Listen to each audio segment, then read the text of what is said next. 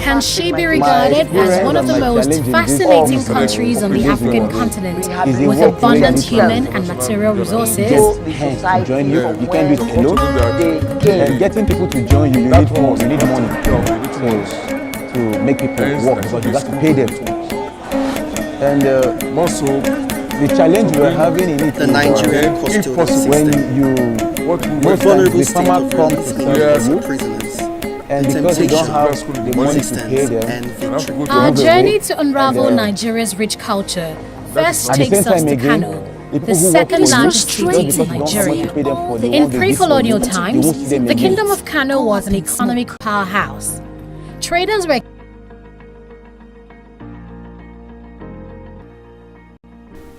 Yeah, they come out, sometimes into the cold embrace of a hostile world. Sometimes there is no one to receive them.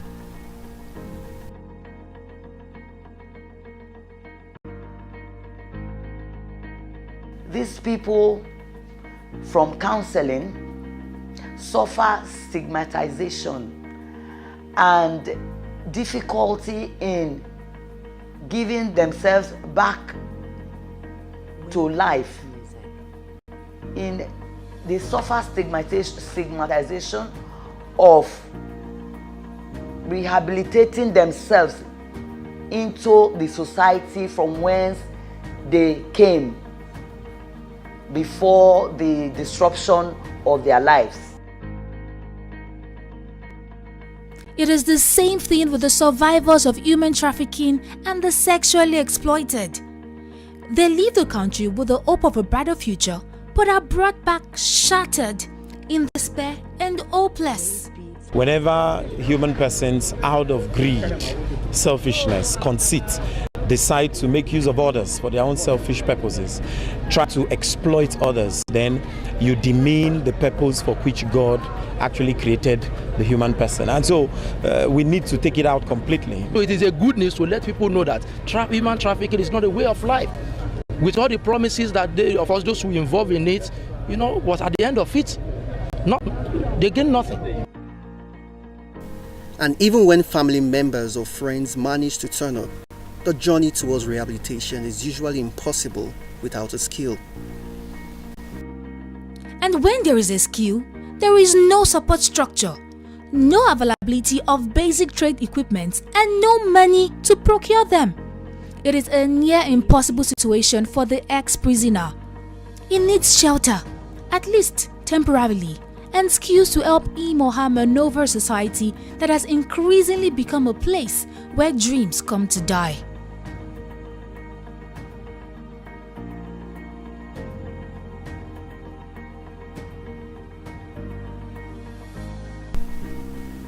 The Nigerian custodial system as at March 2024. Total inmate population 78,621.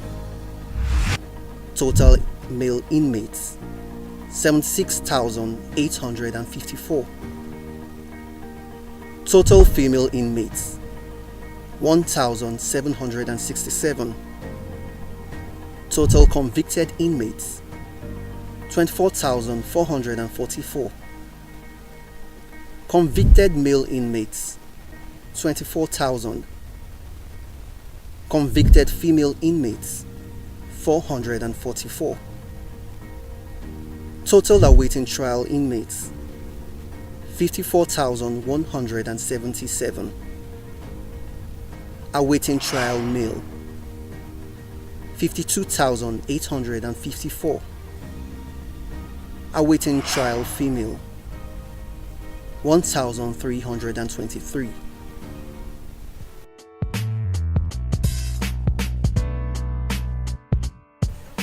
Crime and other antisocial behaviors are as old as mankind and highlight the point of imperfection of the human species. To promote and ensure social cohesion and balance, the society builds special holding places for those whose conduct and activities threaten societal values. Globally, we may mention the exception of maybe one country or two like Sweden. It's still acceptable that custodial punishment is one of the ways to deal with crime especially. Of course, we have the civil offenses, which are not basically crimes, but provide for punishment through keeping the person in correctional custody. Okay, but looking beyond the punishment itself, we look at the place where this punishment is being served. How adequate has our correctional centers or facilities been over the years? The essence of building prisons or custodial centers is not to destroy those in prisons, but to reform them. Sadly, in spite of efforts by the authorities, only an exceeding small number of those who come out of custodial centers end up redeeming their lives. A much greater percentage continue with lifestyles that take them back into prisons.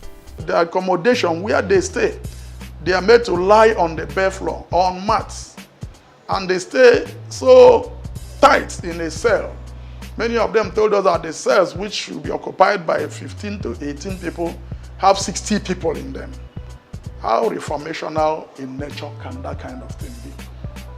So if you look at the practical aspect of it, you will see that it is not reforms, rather it is more of dehumanization. A defective criminal justice system, an unforgiving, unsympathetic, and fearful citizenry, lack of post-prison opportunities, and absence of adequate opportunities have all combined to work against social reintegration of the formerly incarcerated. The narrative must change. New opportunities for redemption must be embraced.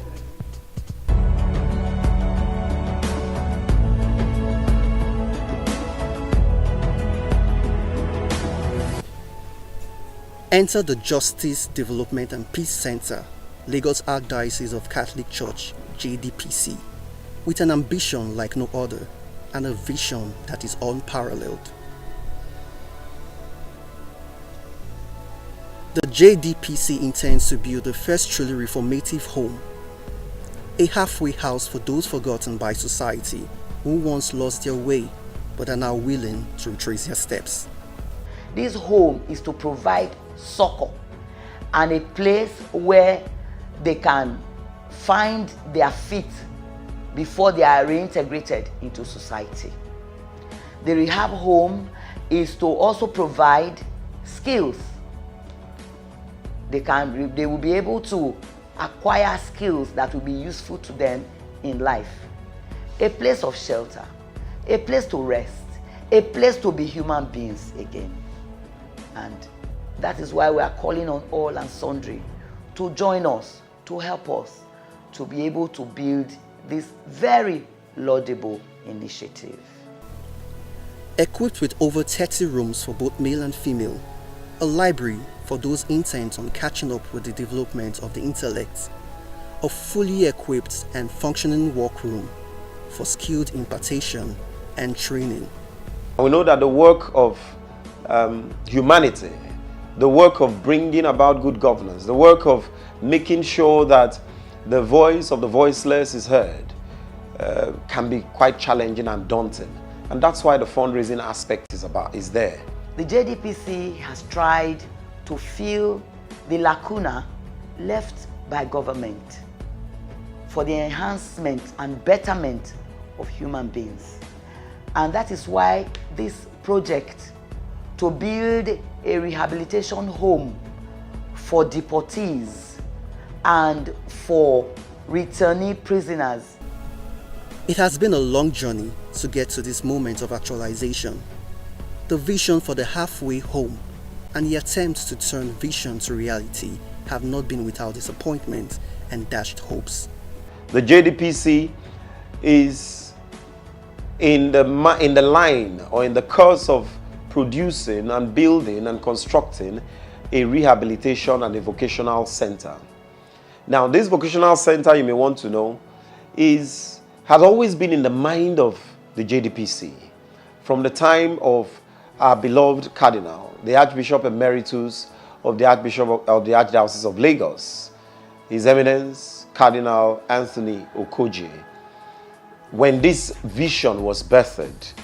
But along the line, some things had to stall for funding issues and a few other logistical reasons. His home is to provide succor and a place where they can find their feet before they are reintegrated into society. The rehab home is to also provide skills. They will be able to acquire skills that will be useful to them in life.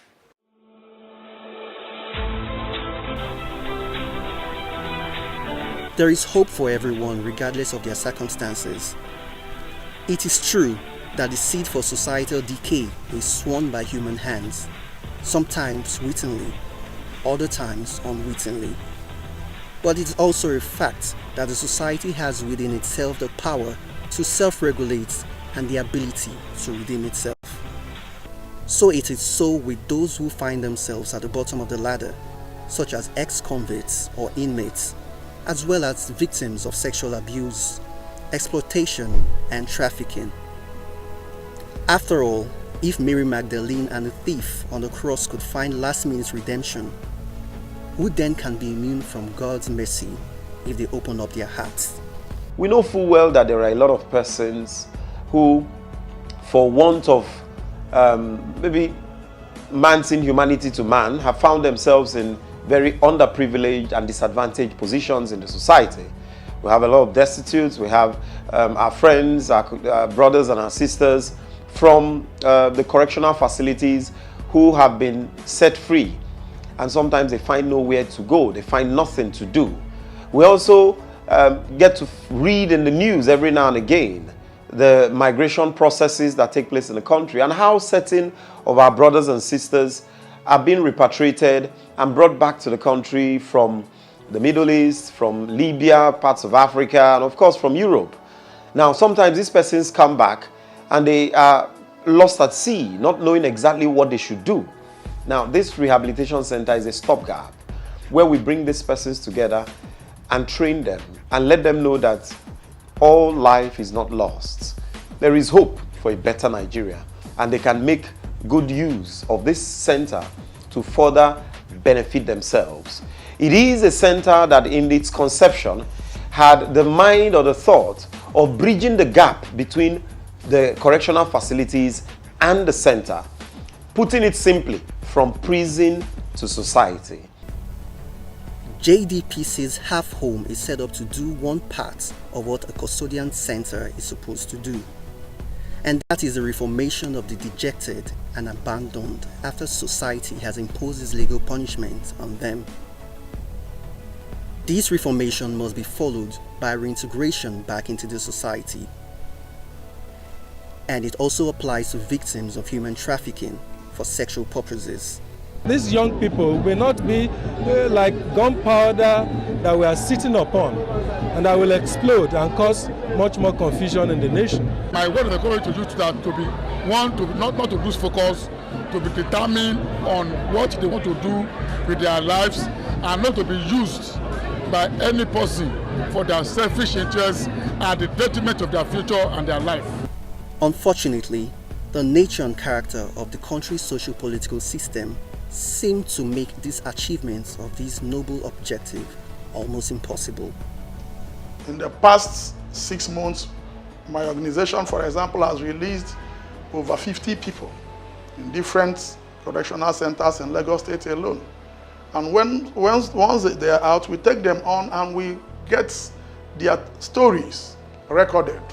And part of our questions to each of them is, how adequate are the facilities where you stayed? Some of them stayed 2 months, but some stayed more than 5 years. We've had situations in the past 8 to 10 months where we released someone who stayed about 8 years without trial, and then someone who the court gave order for his release in 2021 but was now released in 2023. So he stayed extra 2 years and 1 month. In all of these instances, we ask them, how adequate is accommodation, feeding, Medicare, recreation? These are the things that should be basic. They are not yet reformatory in nature. When you talk of reforms, you are now talking of something beyond the ordinary. The increasing importance of non-governmental organizations to the overall running of the society cannot be overemphasized. Serious governments, especially in growing democracies, increasingly welcome their interventions in the various thematic areas of their engagements. It takes a person who came in there with a sound mind. It takes that person from soundness of mind to something else. Many of them get out from there not happy, having revenge at the center of at the core of their soul. From governance issues, healthcare, social welfare initiatives, the criminal justice system, human trafficking, etc. They have continued to complement the activities of governments over the years. The present rehabilitation home of the JDPC is one of such efforts.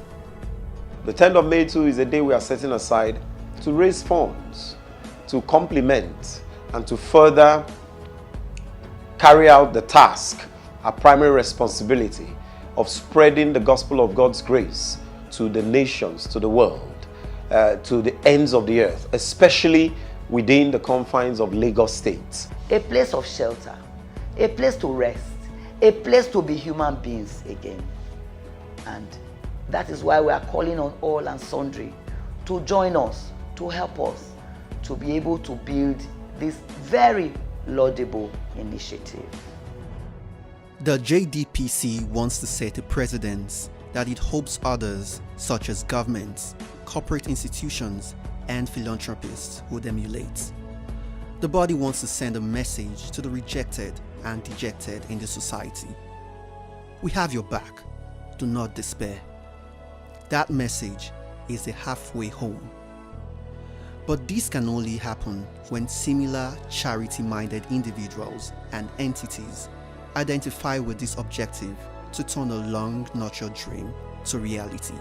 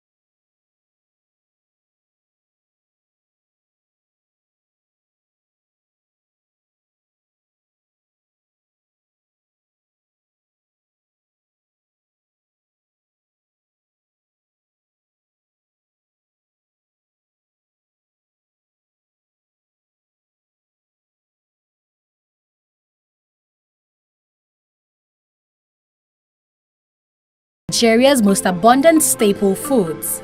We have taken street vending. We've taken street vending and taken it to a new level, right? Where we've made it more modernized. We've made it clean. You can look at my staff behind, you know, they're well dressed, they're properly trained, they wash their hands before they touch the food. But basically we are able to keep street pricing, right? For more hygienic food, and we deliver. Our bikes are going to show up here now, so our customer service team is taking orders right now, you know, and that's what all our locations do, and that's how we drive the business. Bayo embodies the Nigerian character of hard work, resilience, and entrepreneurship. With an MBA in finance, he took off with his own business, first as a shoe retailer and then as a street food vendor in 2016. Instead of you just importing stuff, we take our own local fried yam, we grow it, we transport it, we improve it, we sell it, we distribute it, and within one economy. And now we're about to export it. That right there is an economic value chain that Nigeria needs to revitalize its own economy. And that's what we're doing. And creating employment, and creating empowerment, and creating, a business opportunity. A person that owns our location is hugely successful. Somebody was telling me, I'm about to quit my job and do this full time. That is amazing. With our bellies full from tasting local dishes across Nigeria, we set out to fill our eyes with the wonders of African art. We've been seated down for so long. We've been fooling around for too long. We've been seated down for so long. And I've been fooling around for too long. So long, for too long, so long, too long. Hey. Oh Lord, can you hear me now? Since pre-colonial times, Nigerians have been expressing their culture through sculpture, brass and bronze casting, and woodwork. The skill with which Nigerians worked wood into multidimensional objects fascinated foreigners so much that they stole thousands of art pieces from ancient Benin, most of which are currently in the British Museum. Foreigners might have stolen prized artworks from Nigeria, but what they couldn't steal was the essence of her art, which has been passed on many generations to modern-day sculptors like Anthony Olofin. Our culture cannot die, and that is why I'm promoting Nigeria culture and I'm promoting African culture work, because it's an unending generation. So whatever you see in our work, we are training people so that if we are no more, they are still alive to continue. It's a continuity of the job, which we collect it from our forefathers. Today we are still there, and we are training people too, so it's on its ending generation. So we promote our Nigerian culture, African culture, so well, both home and abroad. At Anthony's workshop, you'll find figurines depicting everyday life, traditional gods and deities, royal figures, and animals. Through delicate carvings and painstaking work, Olofin portrays the Nigerian identity on wood and aims to restore pride in Nigerian arts. But even his best efforts are yet to pay off. Foreigners respect our culture than we in Nigeria. And I believe if our government should be able to focus on this thing, I'm telling you, there's money on this thing than cool oil they are talking about. There's money on this thing than the agriculture they are talking about. Because it's an international work. This thing I'm doing, this thing you see here now, we have some white people, they will come with their container. Are they not benefited from it by the time they are shifting this thing to their country? But I can do all these things 10 sets. You won't see Nigeria to participate, to come over and buy. But you see all these white people fighting themselves, I will pick this one, loading in on their container. How many kings you get to their house and find this kind of a share? They will start going to foreign. You can imagine, they will go into foreign and buying gold share. How many senators has kind of share in their house? We have furnishers carving shares. How many of them promote it? If you go to the presidency, you will see all those foreign shares there. So they don't think that it has value. And we are giant of Africa. On this artwork, the sculpture, we are still the best. And that is why the white people respect this work. So I'm appealing to Nigeria, let us promote our culture. I'm appealing to the government, let us promote our culture. Why then do Nigerians seem to trivialize her art, while foreigners will pay any price to get it? I caught up with art connoisseur Sharon Okafor for answers. A prophet is not appreciated in his own hometown, like they say, because we see it all around us, everywhere. we don't appreciate them because they're everywhere. But when someone comes into our country, like a foreigner comes in, it's strange to them, it's new to them, so they appreciate it. It's just normal. So we have to project it, and for prosperity's sake, you know, for people coming, you know, after us, we have to try to start appreciating it so that the people after us can appreciate it. We have to do something about it to make us more aware of the beauty of our culture. Another ancient but thriving artistry in Nigeria is cane weaving. Welcome to the workshop of Donald Kane, a popular cane craftsman in Abuja. For over 10 years now, Donald has been weaving cane into chairs, tables, baskets, flower pots, you name it. His bare hands are his working tool. He carefully weaves cane into patterns to create a beautiful work of art, something he says he's proud of. This is our background, this is what we do for a living. Our forefather, they did not sew it out like other Africans did. So we will not do the same thing. We have to hold our rights because this is what they taught us before they're gone.